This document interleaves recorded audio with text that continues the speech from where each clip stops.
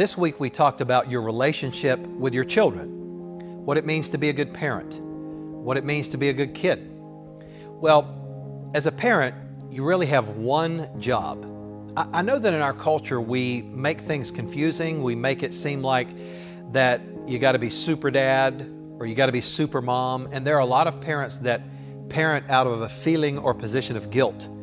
They're afraid that they don't spend enough time playing with their kid, or they're afraid of their schedule, that it's just going to ruin their kid. Well, according to God's Word, I believe that the Bible teaches us that as a parent, you really have one job. Now, there are lots of things that you do as a parent, but there's really one primary job that transcends the age of your children. And what is that one job? It is to point your children to Jesus. That's your job. Think about it. If you have small children, infants to say elementary age, well, there are a lot of things that you've got to do about disciplining them. You got to obviously care for an infant in a different way that you care for a high schooler or an adult child.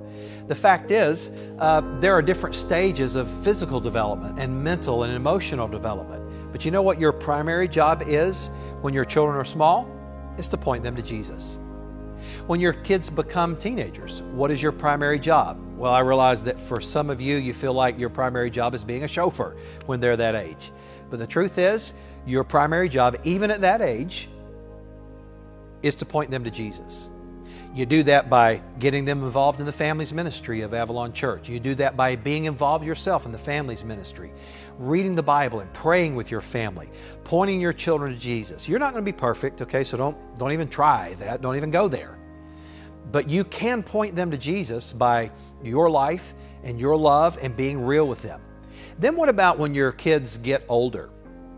Kim and I have been through all three stages now that I'm talking about today. Our kids were young, and then they were in high school, and now our kids have all graduated from high school, and they're entering their adult life, and they're entering their careers. And so what is my job as a parent now? Well, it's exactly the same as it was when my kids were small. You see, even though my relationship has changed with them, and even though I'm more of a mentor now than I am a parent that tries to discipline them, because they're beyond that, my primary job is still to point them to Jesus through my relationship, through my love with them, and so forth. So I want you to hear what King David wrote about his son Solomon. It's found in Psalm 127. I'm going to read it to you, and I often read this when we have baby dedication at our church. But listen to what Psalm 127 says. Unless the Lord builds the house, those who build it labor in vain. Unless the Lord watches over the city, the watchman stays awake in vain. I'm just going to pause and tell you that what he's showing us there is that God is the one ultimately in control. And as much as you want to control every outcome with your child's life, you don't have that responsibility or that power. You can only point them to Jesus and discipline them the best that you can and lead them and mentor them the best that you can. Then he says this. He said, "It is vain that you rise up early and go to bed so late, eating the bread of anxious toil, for he gives to his beloved sleep." You know what he's talking about there is the anxiousness that so many parents have, that they're afraid that they're getting it all wrong. Well, he says in the next verse, "Behold, children are a heritage from the Lord. The fruit of the womb is a reward. Like arrows in the hand of a warrior are children of one's youth." And he's saying there that our children are a blessing. And then like that arrow in the hand of a warrior, we are to point that arrow, our children, toward the target. Well, what is the target? It's Jesus Christ. It is a relationship with Him.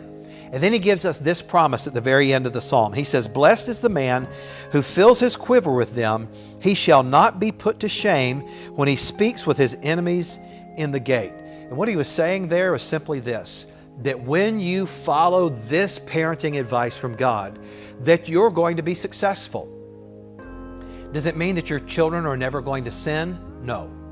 Does it mean that they're always going to be perfect? No. Does it mean that they won't even stray from God maybe sometime in their life? No, that's not what it means.